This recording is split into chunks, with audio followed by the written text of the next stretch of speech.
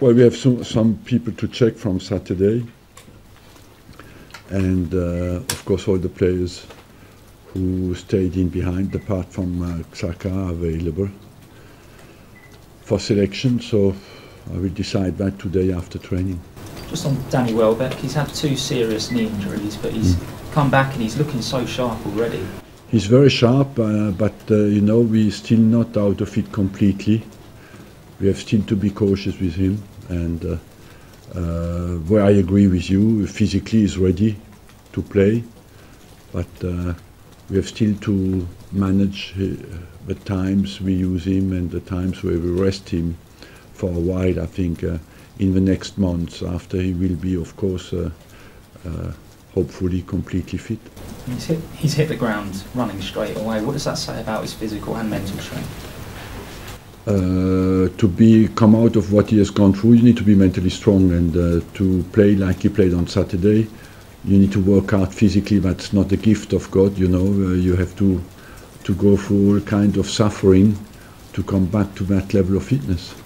Just finally from me, last week Watford signed Niang on loan from AC Milan as a young French player. You should know. But I know well because he played in Caen, and we had him here even, and he's a very talented striker individually, can create chances. He's very strong as well, physically, and very quick.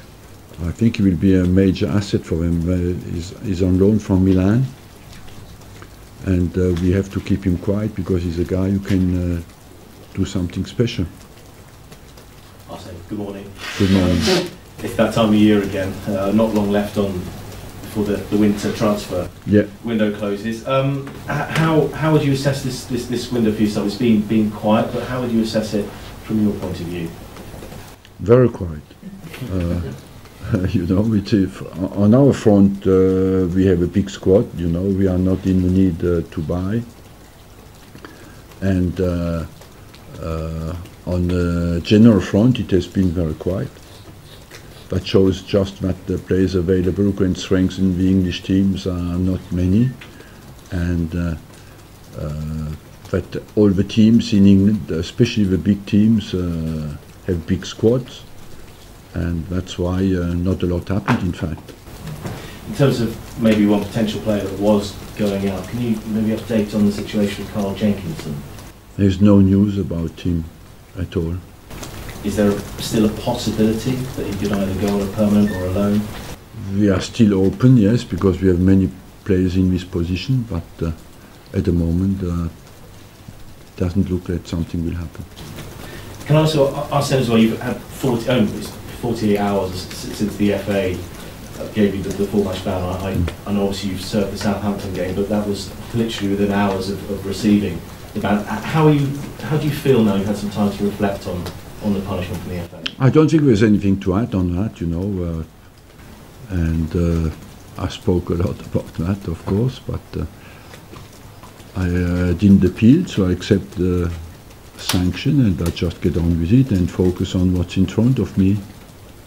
Can I just ask just a follow-up question where you talk about Danny Welbeck as well? Obviously a great result for you, but the likes of Danny and Theo scoring as well, looking so good. Just how pleased are you that these players are back on form, scoring and looking happy? I'm pleased with, first of all, with their performance individually, because it's important to have players, you know. We have scored many goals since the start of the season, and Danny was not there. So to add him as well to the squad gives us huge offensive potential. Now I have to use the strikers well in the right moment and without destroying the balance of the team. And I would add on that to that as well, Perez, who has contributed very well on Saturday to create chances. You know, so you have offensively we look quite. We have many players who can produce and score. And because of this, as you say, you mentioned that this strength and depth of the squad is strong. It's fit as well. I think Santi Cazorla, I think, is maybe the only person player. Has that influenced your thinking during this transfer window as well? The fact that the squad is in a good place with what could be a defining month coming up to big games, Chelsea, Bayern Munich as well? Yes, of course. It's not only to buy players. You have to have a need, first of all, in your squad, and I believe that number-wise and quality-wise, we have what is requested to do well. Now it's down to us to perform, and produce with the quality of our focus, the quality of our ambition and our desire to produce the performance in every single game. Hi, morning, Arsene. Good morning. I wanted to ask Welbeck, has he done enough to keep his place for the Watford game? Of course, he has done enough to keep his place, but at the moment, as I told you, we have to be cautious with him. I'm not sure how we use him every 3 days. I think he's a bit short for that, but the quality of the performance was there. Does his return and several other players' return take a little pressure off you not to buy a player in January? Yes, his return, the quality of all our strikers. I think on the offensive front, that you think we played with Perez, Walcott, and of course Welbeck up front, and we had behind Gio was not involved. Sanchez was on the bench. Özil did not play. So offensively, we have a very strong squad. And Watford, you beat them 3-1 in the last match. Do you think they've improved since then?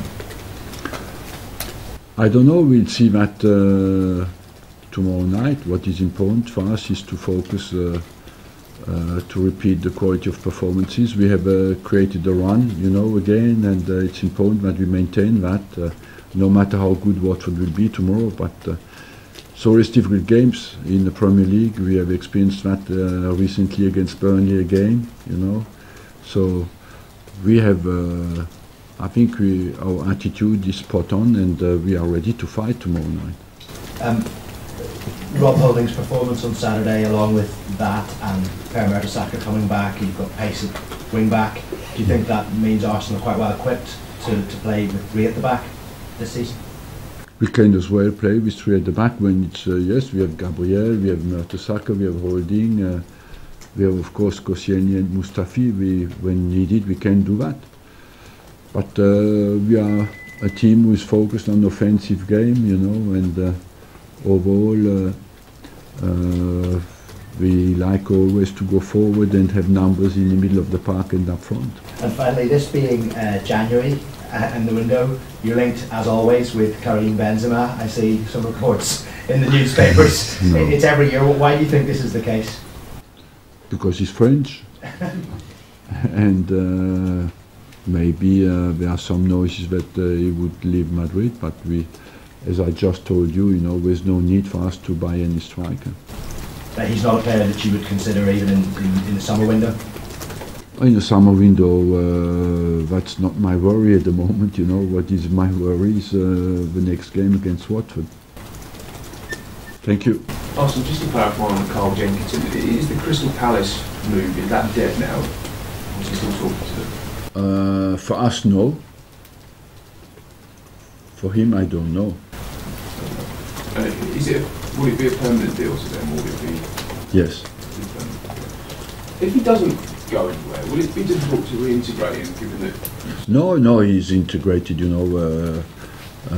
We respect any professional decision. Carl Jenkins is a great player who has a great attitude. There's no problem on that front. After that, he must find happiness where with his conditions and where he goes, and feel comfortable. Have you had any offers to Matthew Bushi yet? No. Is it still possible that he can go there before? It's still possible, yes. But he's completely fit now and is back in full training. I mean, you've already said you're not going to be very busy yourself, but are you surprised that there's a round of Premier League games actually on deadline day, and how complicated does that make it for the teams who want to be active, knowing they have a game as well? It's not easy, but all the big clubs, all the clubs in the Premier League are organised now to have special departments who take care of the transfers. Maybe the managers have a bit less their eye on the transfer than on the game, because they have the game to prepare. But I believe that there are people now inside the clubs who take care of the transfers.